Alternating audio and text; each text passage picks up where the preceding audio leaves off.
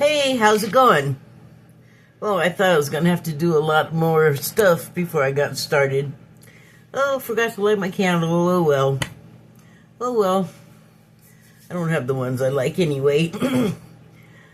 So, I mean, I don't have much on my mind to talk about. I mean, I have a lot on my mind to talk about, but I can't really pin it down to one thing. So I have a plan, though. I do have a Declarations of Mary Magdalene card because I pull one for myself every day. Anyway, let's see here. Oh, wait, hold it. Still plugged in, so it can act right. Hold on. There. That's better. Okay. Please take a look at my signs. You need to see them better. I just got it set up. Okay, whatever. Hi, see those better if you would like to. Alright. Now that we got that out of the way. So it is Friday night. And yes, I do have the card. I have not forgotten about the card. I'm going to pull that card and one other card from my Wild Unknown deck because I just feel like I have like emotions, I guess, that I can't put in words, or undeveloped emotions that I can't talk about yet. But it's less about my own personal stuff than it is about everyone in the world right now is feeling some sort of effect that's not good, that you might you might be able to point the blame in the direction of my president. So and I say that in terms of I live in the country that he's president of. So that is the extent of our connection. So okay. I feel like it, personally, very emotional, but it is, I think, because I'm trying to process what is happening around me in the world and what I've learned about just about anybody who's famous. I got decisions to make about how do I want to, in going forward, interact with this person, such as that interaction may be. And in most cases, it's not going to be a face-to-face. You're actually having a real relationship with this person. This is a person in character, right? That you admire from afar. Except now I'm finding, like, do I admire that person? Because now I know something about them that may or may not be true, but chances are it's true. And I mean, I have thoughts about making that choice for that reason, like for fame or to be known or for money or whatever it is that you have to, at some point in success, if you want to go further, I guess, you got a super hoop to jump through, or more. And,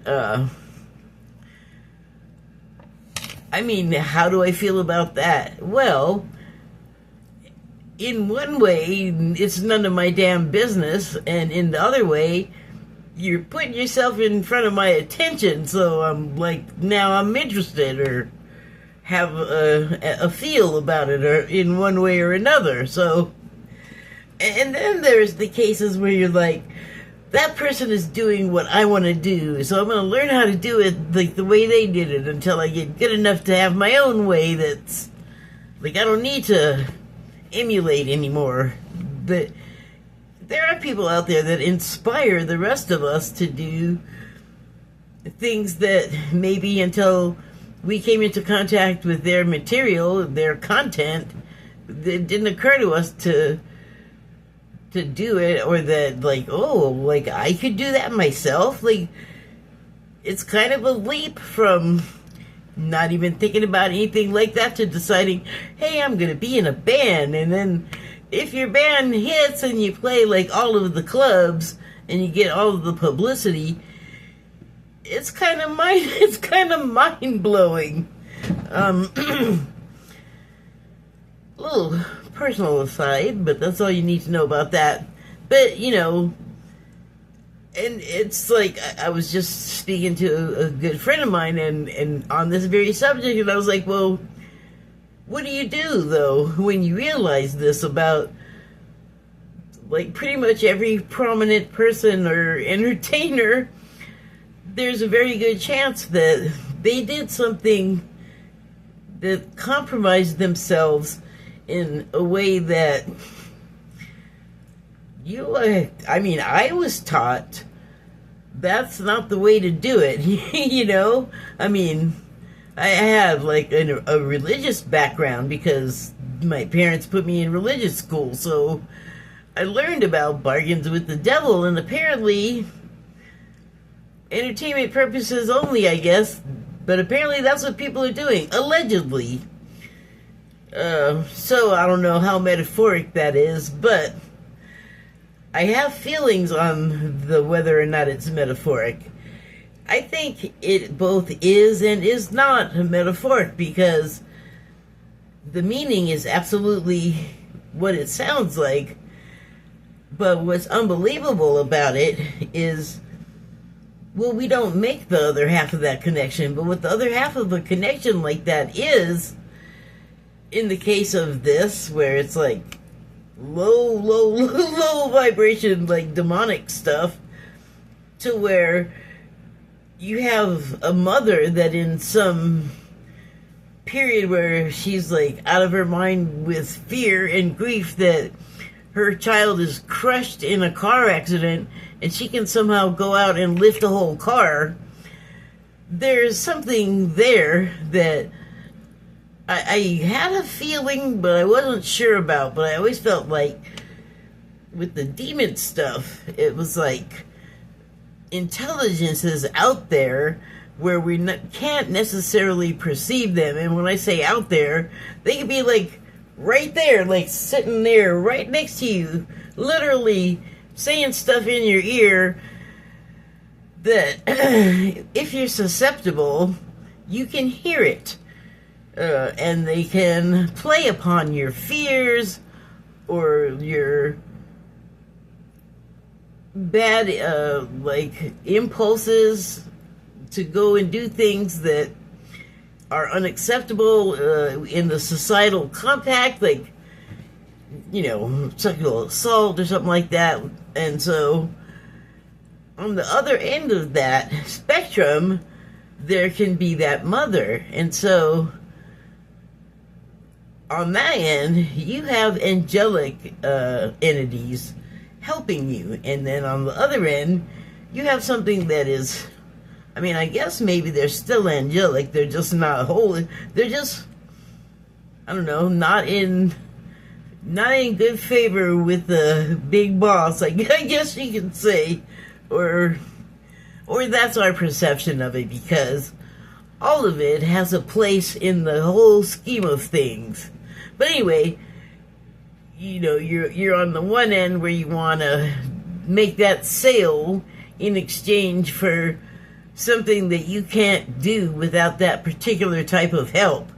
And on the other hand, you have the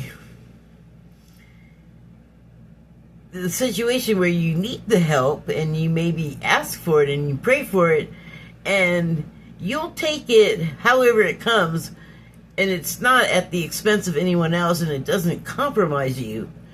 And that's a difference. I don't know if it's the difference, because I don't know what context you're hearing me say that in. You have to figure that out on your own. And why did I start talking about all of that?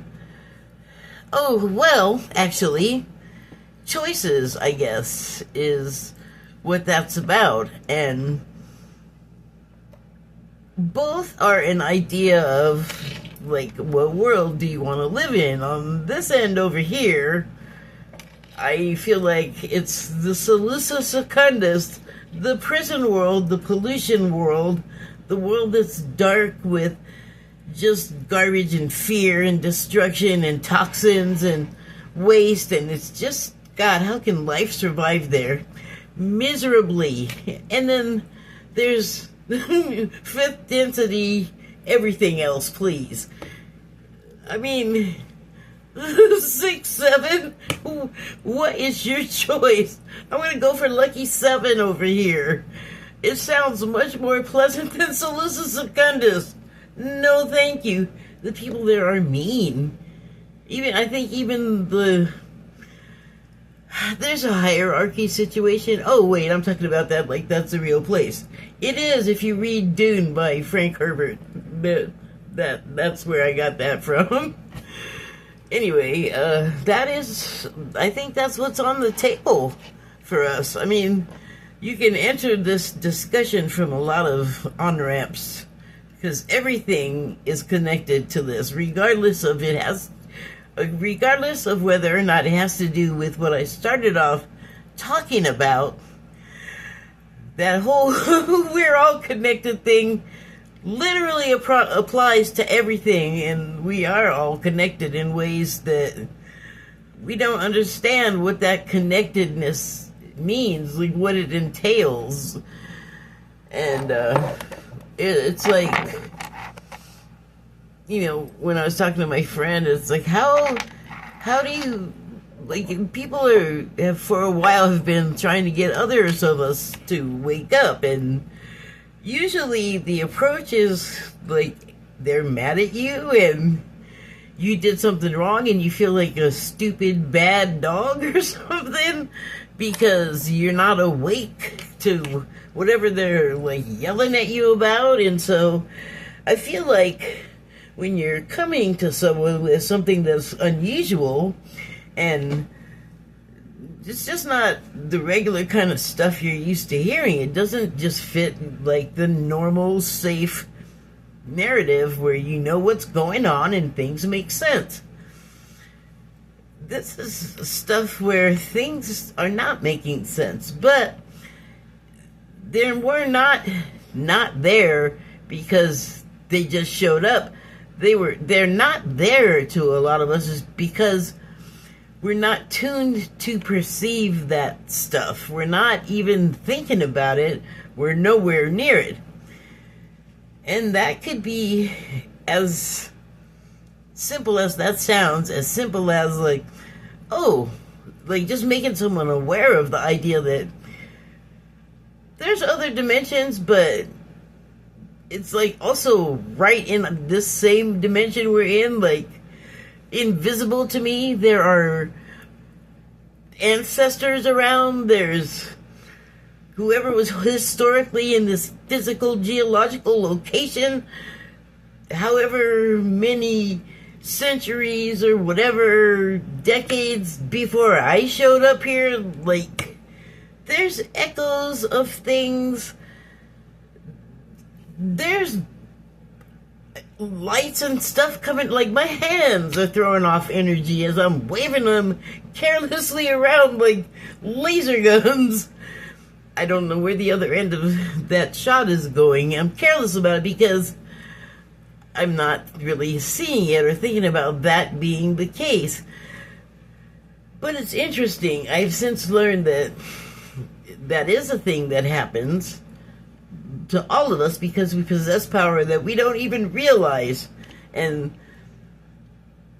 the world of distractions that we live in is built around us not finding out that particular thing, which is bigger than any e-file or war or assassination or whatever. And I'm talking about Kennedy here, so please censors that, to the extent that there are any, please forgive me. I didn't know how else to word that.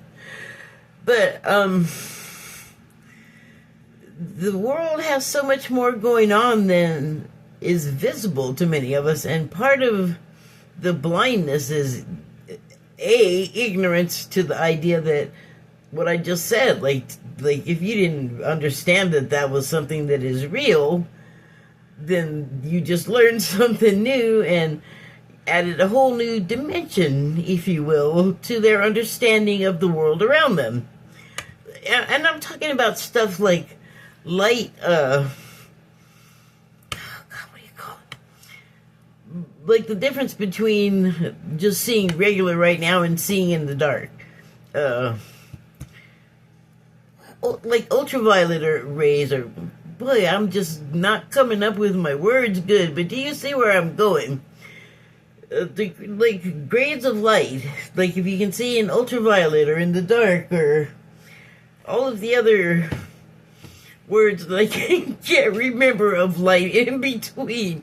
Shades, frequencies, there you go. Yeah, there's a whole bunch of them like that we can't see, for instance, or frequencies of sound that we can't hear that are just happening. They're above our ability to hear or below, but those you might feel because of the nature of their frequency, I guess. So I don't feel like you can tell people about this urgency and wake them up, because it's not just a matter of ignorance, it's also a matter of your level of consciousness, and that has to do with what is even going to enter your awareness. Like, you might just not be ready. And people can tell you all they want, but it's just going to sound like nonsense to you if you're not ready to accept it, because you're conditioned to not believe stuff that's not easy and normal and usual. So you have all of these, and there's more, I'm sure, but you have, for example, those three things working against your awareness to be able to perceive things that are around you that are more than what are just what you can see here, obviously.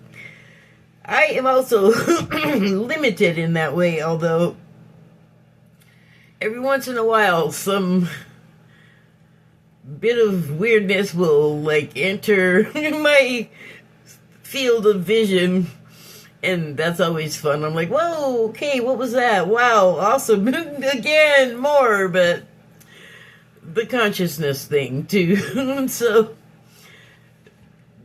to get there, it's, I think, like aging, I think, has a lot to do with it, like experience.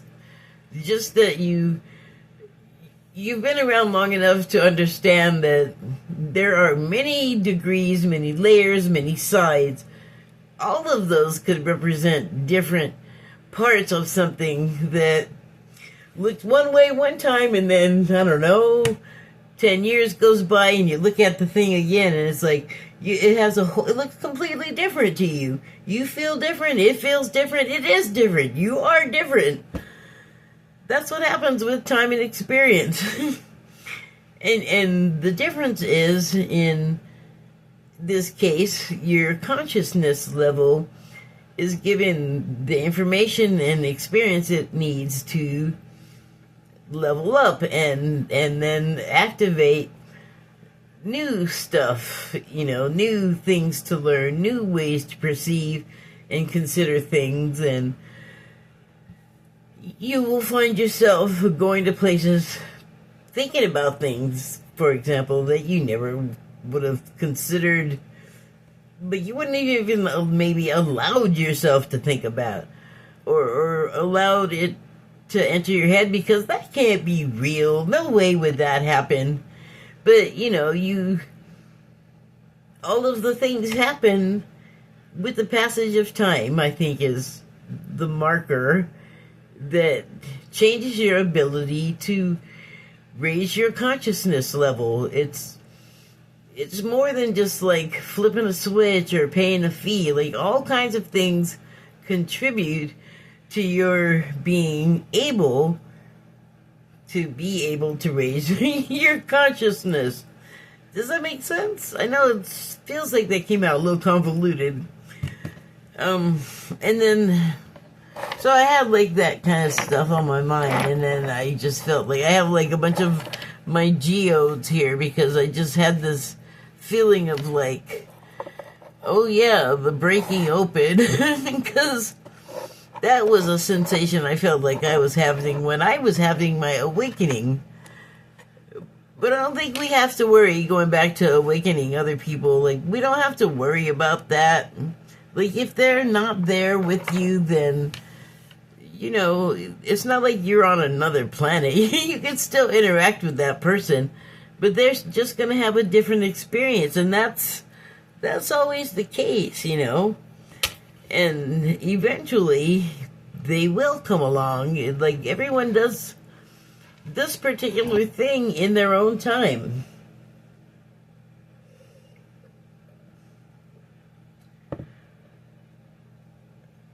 Making sure I'm not drinking a moth. Okay, so I have a card from the Declarations of Mary Magdalene. It's the number 20. So, number 2. What do we do with number 2? I'm not going to do anything with it. I was like, well, I'm going to look it up. Which thing am I going to look it up under? Like tarot style and angel number? I don't feel like doing that, so you can look it up if that's what you would like to do. Anyway, the card reads, love, wisdom, and power is the song of God within thy sacred heart. When one recognizes their power is the power of love. In truth, grace, and inner wisdom. So, the breaking open, there's, I don't know why that's the description of what it feels like, but you have, like, all of this stuff inside already, and then you start to have the awakening experience, and you break open and you open yourself to all of the possibilities, for one thing. Like, that's a way of putting it. But what you're opening up yourself to is all of this new wisdom and information. And with those things, well, to gain the wisdom, you got to go through some stuff. Like I was just talking about with the raising the consciousness, and that's, whether we realize it or not, that's always part of our aspirations, part of our goals, because we're always after something. Like, we always got to be topping ourselves at something. And one of the things that comes with wisdom and consciousness is the awareness that the looking outside of ourselves for confirmation, for affirmation, is sort of, that's not the right way to put it either. It's the wrong place to look for those things. To validate yourself, it's great if you get it from other people. If you get admiration from other people, it's great. It feels good. But it wears off. And so, how do you feel that way all the time, and not with drugs and alcohol, and not with acting some kind of weird way with people? Something that we don't typically do unless we're in a situation like me where you're an only child, and because of that you've just spent a lot of time alone, so it's kind of second nature to you to be introspective. Not everyone is like that. Not everyone likes to be that way. And so that when you have that breaking open, you kind of get past all of that, and that's when you can really begin your awakening, so you can start filling in those areas with new ways to perceive things, new information, and ways of dealing with yourself that are kind of foreign to other people. Like the meditation for the sake of meditation is a like kind of a strange idea for people, because it's not culturally normal. I mean, it is more so than when I was a kid, like 60 years ago, but today even more so. So that's good though. Like, that is kind of part of why we're all here. Like, we're all going to go through it. We're all going to do it, and it contributes to the overall everything. I don't know if that's... I'm thinking of something, but I don't know if that's the conversation for today. Because I also want to pull another card when I get through with this. But when you are at the point when you start to understand that to find love, like if you want romantic love, you have to become lovable. And I didn't understand forever. Even somebody could have told me, and there's that thing again. Because people did not, like, people telling me, but you'd see it written, you'd see other people talking about it in, like, movies or whatever. So, in all of these different ways, you're hearing about, like, looking for love, finding love. And then it's also like it's our biological imperative to mate. I don't know about the love part, but it's part of it. It's part of human interaction, so yeah, it's part of it.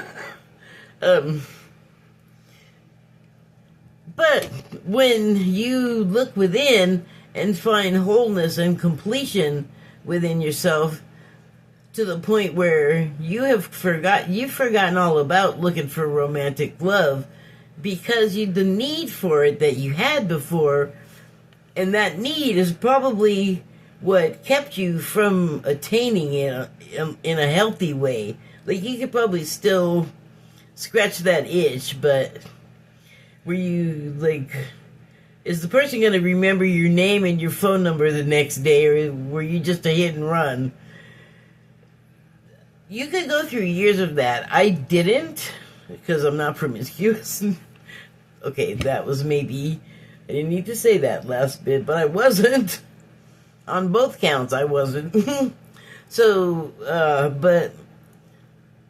I went through my own heartache, and I saw lots of people go through a lot more heartaches, because I was like, I'm not going to keep going back for more heartaches. Screw that hurts, I don't like it. But eventually you work through your stuff, you work it out, you figure it out, and then, like, for me, I wasn't even looking when it happened, and I found it. And they say, it's like a cliche, but I guess it's also true. And while you're, like, doing all the waiting and going through the frogs and the toads and such, it's not for nothing. I mean, maybe you feel like it was for nothing because you didn't fulfill your goal of capturing Prince Charming or whatever you were looking for. And, eventually you get sick of Prince Charmless. So, you have choices, so you make decisions. Anyway, and so wisdom comes with figuring it out that, like, I've been looking outside of myself for things, and basically getting my fingers burned, and that right there should have told me, like, well, that ain't the way to do it, but it took me a long time to figure that out. We're all different. We all go at our own rate of speed, like, we shouldn't bother each other about that, because look at yourself, that's all. Before you start spouting off about somebody else, take a quick look at yourself. Ouch, that's all I'm saying. So, but when you achieve these things, you just open all these doors inside of yourself to more and more. It's really great. I like it. It can be difficult, though, because you have to confront, like, some darkness about yourself also as you're doing all of these things, completing all of these courses. Um, but that is something that we're not really taught about, that we have. You start to learn that you possess a degree of power, a type of power in a lot of ways that are suppressed, are mocked, are disbelieved. Like paranormal stuff. And that word carries a lot of connotation, but we all have it to some degree. Like I talk about it all the time. The thing where you're thinking of someone and they call. I don't know what you think that is, but that's some psychic shit right there. You do it too. Like we all have it. We all do it.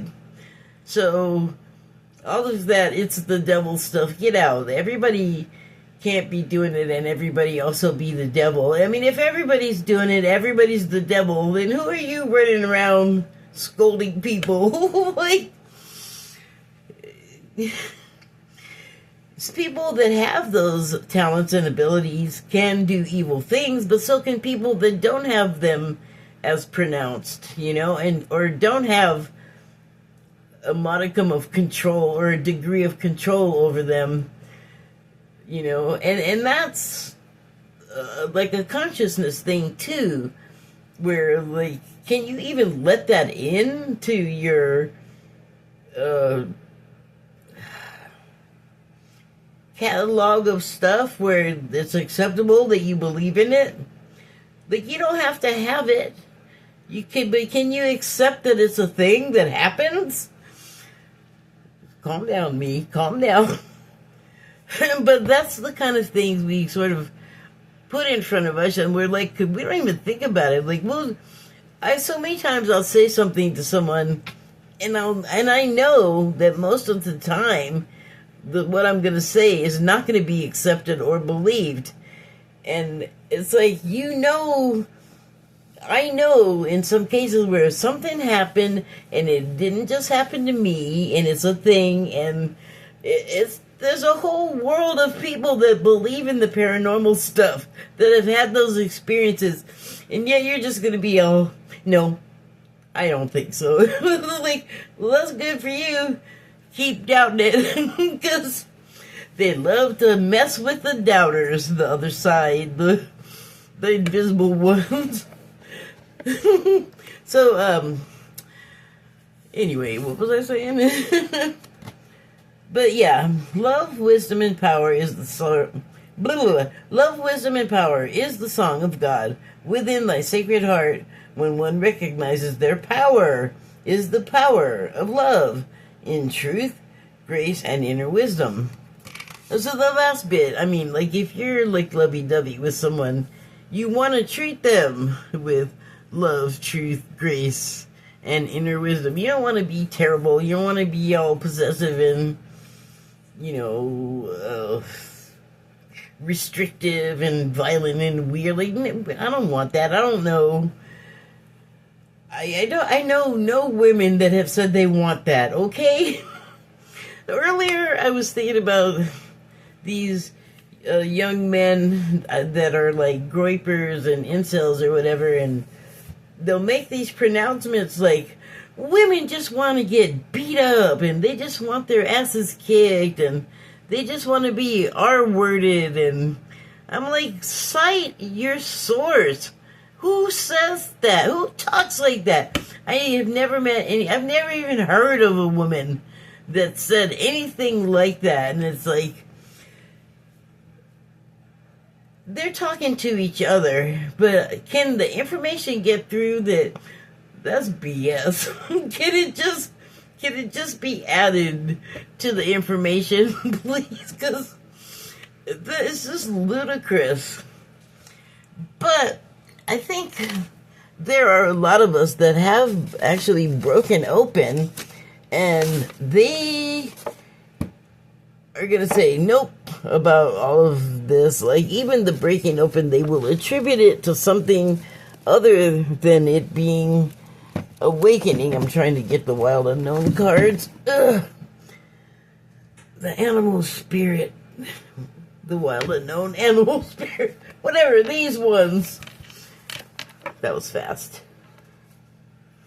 There. So, yeah, those young men, they, and the powers that be want people to reproduce. These guys are such malcontents. I don't even know if they like women anymore. I mean, not saying they're homos. I'm just saying I don't think they like the females. So, I mean, if you prefer the company of men, then I guess shut up your complaining, then.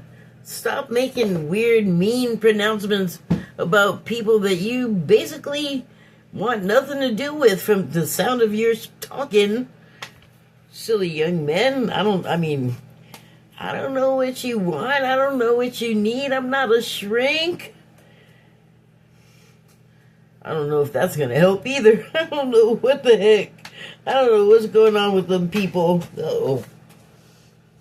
There it is. Uh-oh. I did. Pardon me. I pooted. So, yeah. I wanted to pull a card from here because I just felt like there was a very, deeply emotional component to the subject matter that is difficult to articulate, and I thought an animal might represent that feeling more, but the closest I got was black egg. So this is actually, hold on, I gotta get the book out about this one because obviously it's not an animal. The subtitle, no subtitle, is just black egg. I wrote truth on there. Let's see.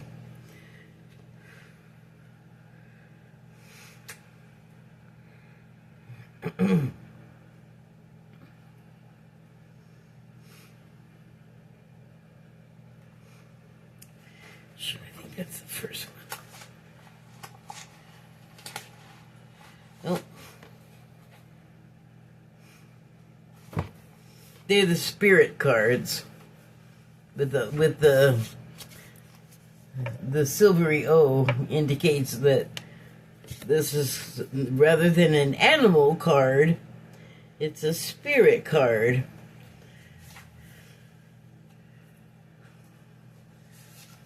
This thing is coming out of the binding.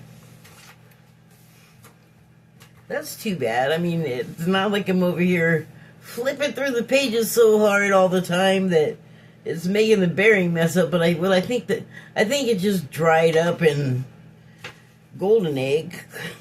Close. There it is. Black egg. Speaking from an authentic voice. The truth. That's why I wrote truth on there. Okay. The black egg contains one of life's essential treasures. The truth. Inside of it resides no confusion, excuses, small talk, noise, or lies. Not even white ones. This living and breathing vessel harbors only that which rings true. When this essence is in balance, we speak slowly and clearly. We are drawn to activities like writing, reading, teaching, singing, or perhaps public speaking. Sounds draw us in. Books draw us in. The concept of truth itself draws us in. We start asking questions like, what do I know to be true about myself? And what is true about the world? When the energy of the black egg is not yet accessed, we speak from an unsure place. We say things others want to hear, gossip, or repeat stories to justify our subpar behavior. We might even try to convince ourselves that we have no inner truth at all. The energy of the black egg hovers and waits for us to reconnect. It is available at every moment, in every situation. It's the epicenter of truth, the birthplace of our voice. Wow, that's interesting. So that seems like a lot about choices to me. And also, right now, with the Well, there's mainly one of the distractions, I think, and still important though, to the truth is those files, those e-files, and they are on that lower end that I was talking about earlier, and it's interesting that the egg is black because there are some dark truths yet to be told that are in those files, but they will be. There are lots of people exposing the information. It's not on an official, the government is in charge and the government is talking about it situation like we're used to for official validation, because probably too many of them are in the file. But, so yeah, that's a truth that we need to get at, and that egg has not been broken open to where we can see what's in there, and you know what the future holds, really, once we learn that stuff. Well, that's interesting. So the truth, oh man, so the truth that's still closed up in there about those files, at least, it's getting out anyway, even though there's no investigation. There have been people have reported things and taken interviews, but then didn't act on the information, so that's got to be fixed. But like I said, other people are accessing the information and talking about it and putting it out there. So even closed up and locked off and blacked out, redacted, it's still like reverberating, it's throbbing, like the information is gonna get out. So don't panic, everybody. It's gonna come out, and don't forget, like, a lot of things right now are on the clock, like the need for people to sort of understand what else is right there in the room with them, like hidden in plain sight. The truth about some things that is going to change minds, but it's going to be like a ship sinking, like a sudden like fear and, you know, anxiety and panic about things, because the truth is going to be talking about the truth of reality. And there's a lot of stuff that, you know, you simply, right now, you can't talk about safely. Like, you simply are not safe doing that, because the ones in charge that we don't ever really see, they no like you if you expose them. But, you know, like I was saying to my friend that I was talking to earlier, the billionaire system, where they're just doing whatever they want, and now they're just mad at us, and we're, you know, the reason everything's terrible or something, and to blame, and low quality, and low IQ, and blah, blah, blah. Like, everything is our fault. But that's not how things work.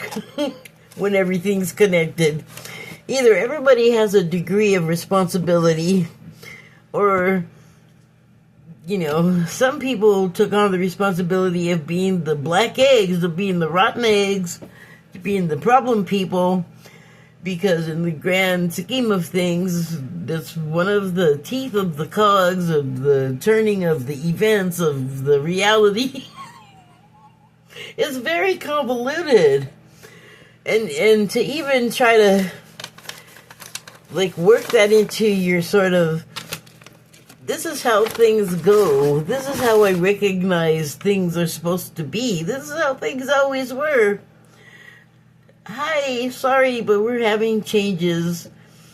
How things always were, how it always was, that's not a thing anymore. I mean, you can have the memory of it, certainly, but the reality is that that's not a thing anymore. In fact, get out of the way, because new things are being made to happen. New things are happening. We have a future like,